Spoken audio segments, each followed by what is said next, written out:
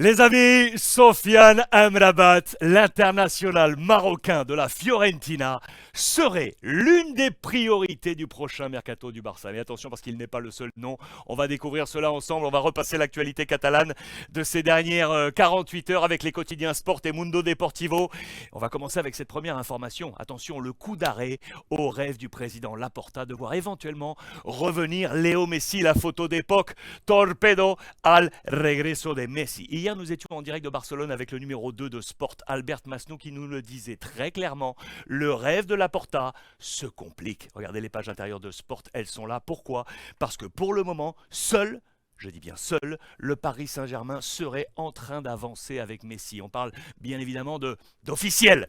On nous rappelle qu'il n'y aurait pas d'offre de la MLS ni d'Arabie Saoudite. On nous dit également que le Paris Saint-Germain aurait très clairement avancé pour une option à plus 1, voire plus 1, en fonction des objectifs du Paris Saint-Germain et de Léo Messi. Objectif commun, bien évidemment, de porter ses trophées. Le dossier Messi est pour l'instant en ballottage favorable pour le Paris Saint-Germain. Joan Laporta qui est donc en pleine opération Mercato, vous l'aurez compris.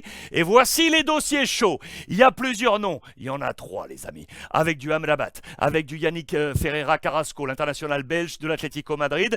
Et donc, le petit Brésilien, attaquant des U20 international, l'ami Vitor Roque. Et là, oui, on serait déjà en train de négocier avec l'Atlético Paranaense. Il fait partie de ce trio. Objectif, Barça, les 3 hommes sont là, mais attention, il y a des freins à tout ça. Le premier, évidemment, c'est la volonté de baisser la masse salariale. On est obligé au Barça, bien évidemment, pour respecter le fair play financier, vous le savez. Ça, c'est le taf de ces 3 hommes. Le staff de Joan Laporta, Allemagne, Juste et Cruyff, ces 3 hommes doivent se délester d'éléments pour éventuellement voir ces 3, l'un des 3, revenir au Barça. Le deuxième frein, c'est qu'ils ne sont pas les seuls, les Catalans. Et oui, ce serait trop simple. Regardez Amrabat. Il aurait également séduit El Cholo Simeone. Pourquoi ?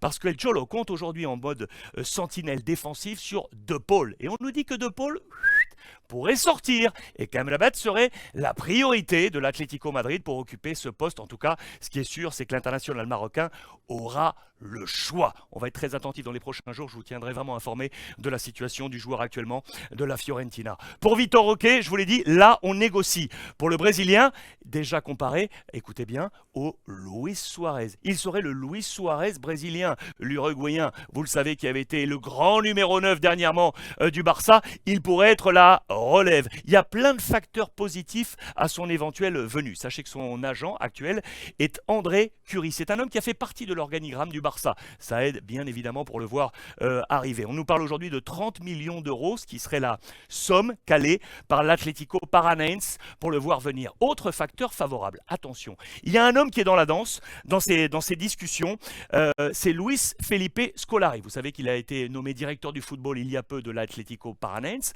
ancien entraîneur notamment de Chelsea, ancien sélectionneur du Portugal. Si je vous dis tout ça, c'est pour vous ramener à Deco. Deco, vous le savez, qui est aujourd'hui un agent, ancien joueur du Barça, qui a été entremetteur pour la venue de Rafinha en provenance de Leeds au Barça, aujourd'hui très proche de la nomenclature catalane. Eh bien, Deco discuterait avec Luis Felipe Scolari pour donc faciliter la sortie, vous l'aurez compris, de Vitor Roque pour arriver côté Barça. C'est la véritable étoile, hein. Estrella, vous le voyez, l'artillerie lourde de la sélection sud-américaine. Il a été très probant pour la qualification pour le mondial des U20 avec 6 buts marqués en 6 matchs. C'est une véritable étoile. Sera-t-il le nouveau buteur du Barça ? C'est une affaire à suivre. On va rester sur le mercato catalan avec encore pas mal de choses. Regardez, Busquets, l'éternel dossier, va-t-il rester, oui ou non ?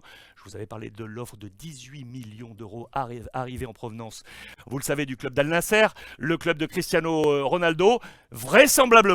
Vraisemblablement, l'amitié avec Xavi pourrait faire que le ballottage soit encore en faveur du Barça. La priorité serait Barça.